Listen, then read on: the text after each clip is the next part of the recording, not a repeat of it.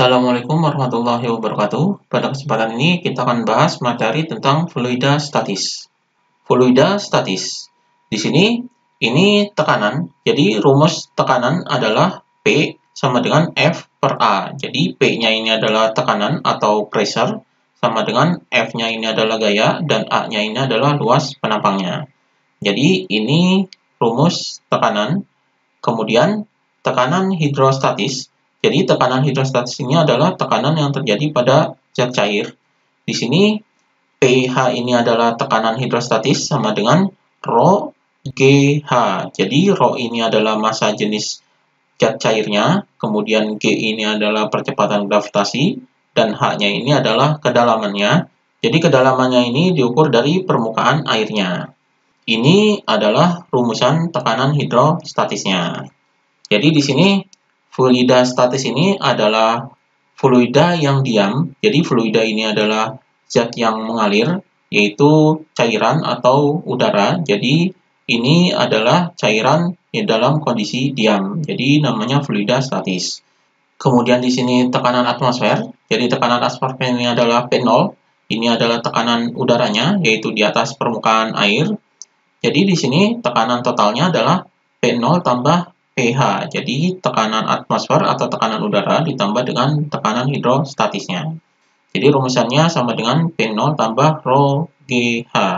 Jadi ini tekanan totalnya dari suatu zat cair yang ada di permukaan udara ini. Jadi di sini P0 tambah tekanan hidrostatis di sini. Jadi ini rumusan totalnya. Kemudian tekanan hidrostatis pada pipa U. Jadi pipa U ini adalah pipa U. Jadi tekanan hidrostatisnya adalah sama. Jadi tekanan hidrostatis pada cairan di sini dan tekanan hidrostatis pada cairan di sini. Di sini adalah minyak dan di sini adalah air. Jadi tekanan pada minyak sama dengan tekanan air. Maka di sini Rho GH pada minyak dan Rho GH pada air. Di sini G-nya ini adalah percepatan gravitasi, jadi nilainya sama, ini bisa dicoret, maka rumusannya menjadi seperti ini.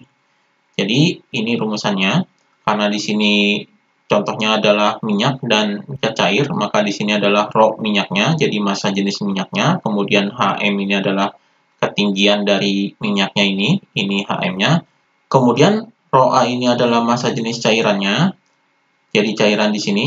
Kemudian HA ini adalah ketinggian dari cairannya. Jadi ini ketinggian dari cairannya. Jadi dihitungnya dari sini. Jadi rumusan akhirnya adalah seperti ini.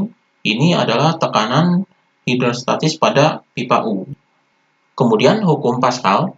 Jadi hukum Pascal ini berbunyi tekanan yang diberikan zat cair dalam ruang tertutup diteruskan ke segala arah dengan sama besar. Jadi ini adalah hukum Pascal, jadi rumusannya adalah seperti ini. Jadi tekanan yang diteruskan ke sini, itu akan diteruskan ke segala arah, besarnya adalah sama. Jadi P1 sama dengan P2. Jadi tekanan pada ini sama dengan tekanan pada ini. Jadi P1 sama dengan P2, kemudian rumusan dari tekanan adalah F per A. Jadi F1 per A1 sama dengan F2 per A2. Jadi F-nya ini adalah gaya, dan A-nya ini adalah luas permukaannya. Jadi ini gayanya, jadi gayanya menekan, kemudian di sini luas permukaannya, kemudian tekanannya diteruskan ke sini, dan diteruskan ke sini, jadi gayanya ini sama dengan F2 ini A2-nya, dan ini F2-nya. Jadi gambaran dari hukum Pascal adalah seperti ini. Kemudian hukum Archimedes. Hukum Archimedes ini adalah sebuah benda yang tercelup ke dalam zat cair atau fluida mengalami gaya apung yang besarnya sama dengan berat zat cair yang dipindahkan. Jadi, rumusan dari hukum Archimedes ini adalah gaya apung itu sama dengan berat bendanya. Jadi, di sini FA sama dengan WB. Jadi, mengalami gaya apung, ini gaya apung, besarnya itu sama dengan berat. Jadi, berat ini adalah W. Jadi, W ini adalah berat zat cair yang dipindahkannya. Jadi, di sini berat bendanya. Jadi sama dengan berat bendanya. Ini rumusan dari hukum Archimedes. Kemudian rumus dari gaya apungnya sendiri adalah sama dengan Rho GV. Jadi di sini adalah massa jenisnya. Jadi massa jenis zat cairnya. Kemudian G ini adalah percepatan gravitasi. dan volumenya ini adalah V. V-nya ini adalah volume benda yang tercelup. Jadi volume benda yang tercelup, jadi di sini ini bendanya tercelup semuanya, berarti ini adalah volume bendanya. Jadi ini rumusan gaya apungnya. Di sini volumenya adalah volume benda yang tercelup. Kemudian gaya Archimedes ini atau gaya apung, jadi gaya apung ini disebut gaya Archimedes, menyebabkan berat benda di dalam zat cair, jadi berat benda di dalam zat cair ini lebih kecil daripada beratnya di udara. Jadi berat benda di dalam zat cair, misalnya WF, ini adalah berat benda di dalam zat cair, itu lebih kecil dari beratnya di udara. Jadi lebih kecil di udara. Maka rumusannya di sini, WF ini adalah berat benda di dalam zat cair, sama dengan W ini adalah berat benda di udara, dikurangi dengan gaya apung, yaitu FA. Jadi ini berat benda di dalam zat cairnya. Rumusannya adalah W dikurangi FA, atau di sini WU. Kemudian, ini kondisi benda di dalam zat cair. Jadi ketika tenggelam ini, jika rho benda lebih dari rho zat cair. Jadi benda dikatakan tenggelam ketika massa jenis bendanya ini lebih besar dari massa jenis zat cair. Kemudian melayang jika rho benda sama dengan rho zat cair. Jadi benda dikatakan melayang jika massa jenis bendanya ini sama dengan massa jenis zat cairnya. Kemudian terapung jika rho benda lebih kecil dari rho zat cair. Jadi benda dikatakan terapung jika massa jenis benda lebih kecil dari massa jenis zat cair. Jadi ini adalah persyaratan kondisi benda di dalam zat cair. Kemudian tegangan permukaan dan gejala kapilaritas. Di sini rumusan dari tegangan permukaan adalah ini. Jadi gamma ini adalah tegangan permukaan sama dengan F per L. F-nya ini adalah gaya dan L-nya ini adalah panjang permukaan fluidanya. Jadi ini rumusannya. Kemudian kapilaritas. Kapilaritas ini adalah gejala naik turunnya permukaan zat cair di dalam pembuluh yang sempit atau pipa kapiler. Jadi pembuluh yang sempit atau pipa kapiler ini adalah seperti ini.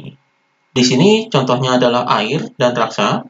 Perbedaannya adalah jika air bentuknya adalah seperti ini kemiringan airnya. Kemudian jika raksa bentuknya adalah seperti ini. Jadi ini raksa. Jadi rumusannya di sini adalah H. H ini adalah ketinggiannya atau kedalamannya. Jadi di sini 2 dikali gamma cos theta. Cos theta ini adalah sudut yang dibentuk ketika terjadi seperti ini.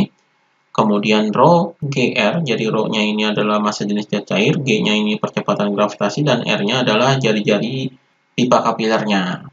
Jadi ini rumusannya, H sama dengan 2 kali gamma, gammanya ini adalah tegangan permukaan, cos theta-nya adalah sudut yang dibentuknya, rho per rho GR. Jadi ini adalah rumusan dari gaya kapilaritas, ini rumusannya. Kemudian viskositas atau kekentalan, jadi rumusannya adalah seperti ini, F sama dengan eta dikali A dikali V per L.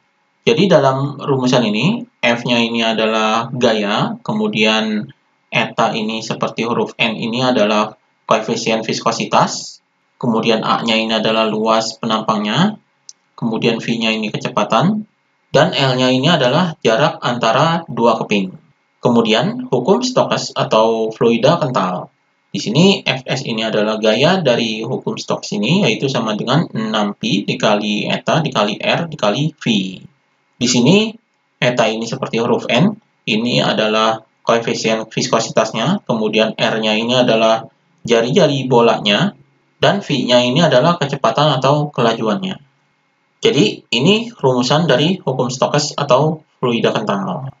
Kemudian kecepatan terminal ini adalah besarnya kecepatan maksimum yang dicapai saat suatu benda dijatuhkan bebas dalam fluida kental.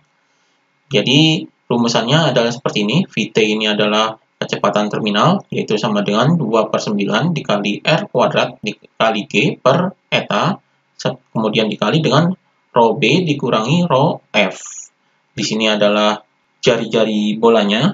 Kemudian di sini G-nya percepatan gravitasi dan eta-nya ini adalah koefisien viskositasnya.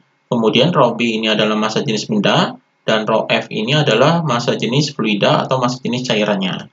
di sini dikurangi. Jadi ini rumusan dari kecepatan terminal. Demikian pembahasan mengenai fluida statis.